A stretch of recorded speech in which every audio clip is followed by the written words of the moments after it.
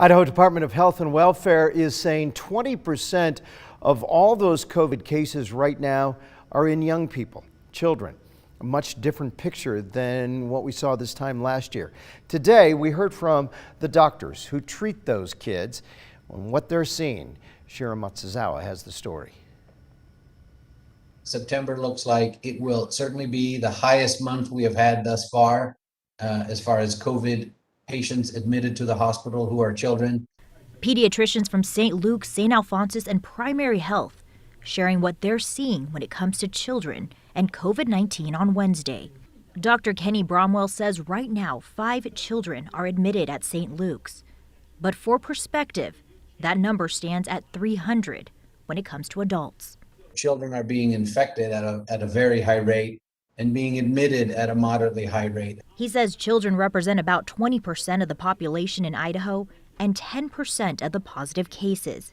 But that's not the only concern. I've practiced many years. I have never seen so much anxiety, depression, and other mental health issues in children. Kids are having to deal with loss and grief at earlier ages, times in their lives when they shouldn't have to, because they're losing family members who were not vaccinated.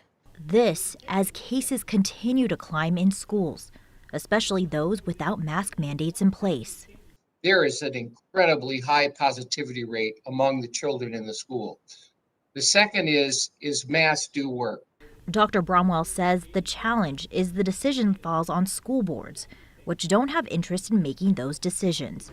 He adds in some ways it's as if there are 2 realities, the one he experiences in the hospital and the other, where he sees very few people wearing masks in the community. It's not just the school boards, it's many of the members of the public who are simply delusional about how serious this problem is. Primary Health CEO and pediatrician Dr. David Peterman agrees. Some of what I've seen from school boards, from my perspective, can only be referred to as shameful. The best way we have of protecting our children, our vulnerable population, is to vaccinate everyone around them and create,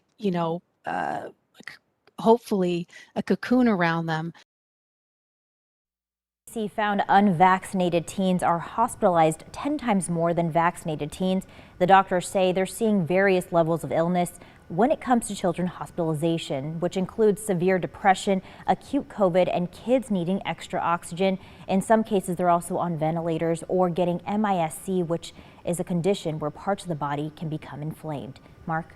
And in answer to what the doctor said, if there are people that aren't taking this seriously, Shira, as you know, you've done many stories. All they need to do is go to our website and see the stories we've done over the last month and over the last year and a half. Yeah, absolutely. All right, Shira, thank you.